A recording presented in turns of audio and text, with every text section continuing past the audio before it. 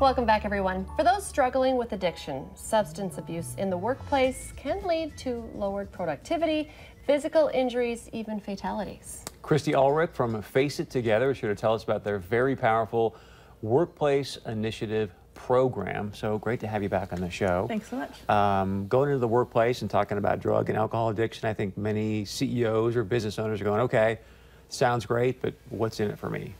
So what's in it for them? It's a workplace initiative, so it's a comprehensive program that's going to work hand in hand with your benefits department, with your HR department, and helping them out so that you have more effective, more productive employees, healthier workforce, and overall you have a better bottom line. The need for this is just really growing too. The numbers are kind of shocking. It is. In Fargo alone, we've got about 25,000 people that suffer from addiction. Of those, 70% are working. And of those that suffer, about 90% never come forward because of shame and stigma. They're fearful to lose their job. So if we have a workplace initiative in place, they can learn about it, they can get better, and they know that their employees really got their back to help them get well. So give us a picture of what this looks like. Are you doing full-on like seminars for the entire company? Is it one-on-one with the CEO? How does it work? Well, we have a plan. So the first thing that we do is an assessment where we go and we do all of the employees. We want to find out what is the current culture of the organization. And with that, with the assessment that we do, the only identifying factors is age and gender. The rest is very confidential. We just want to know how is the culture of the organization. Then we set up a plan, and we can have 5 different educational modules that we come out. I would be one of them that comes out. We bring our peer recovery coaches with us, and we teach people what does wellness look like, what does addiction look like, how do we remove the shame and stigma, how do we help loved ones and family, and then also what is myth versus fact.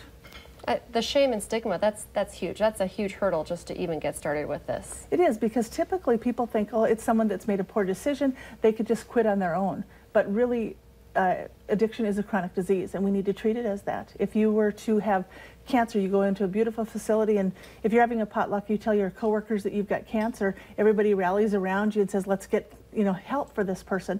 If you say, I'm suffering from addiction, they kind of back away because they don't know how to do it. So we want to really normalize the disease and help people remove that shame and stigma. And do you work with spouses as well? I mean, for example, maybe a spouse is working and they're dealing with someone who's addicted and having challenges. Do you help counsel them as well? Or? Yes. So we have a program for loved ones, which is really important because sometimes maybe it's me, I'm not suffering from addiction myself, but maybe every day when I go to work, I'm really not focused on work because I'm concerned for my spouse or I'm concerned for a child.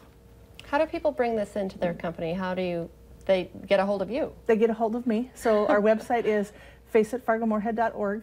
We'll be opening our doors the first week in September, and so we will be located right across from Shields on 45th Street in the Prairie Stone Center.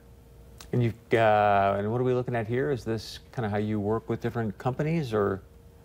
Yeah. So our benefits, so we're really in the center of this. So we work in the benefits department. We really work with wellness coordinators, and similar to a wellness program, and risk management. In an organization such as manufacturing, when you are going out and you have got highly trained people on equipment, and if they're coming in hungover or impaired, it's really a risk management opportunity. And then working closely with EAPs.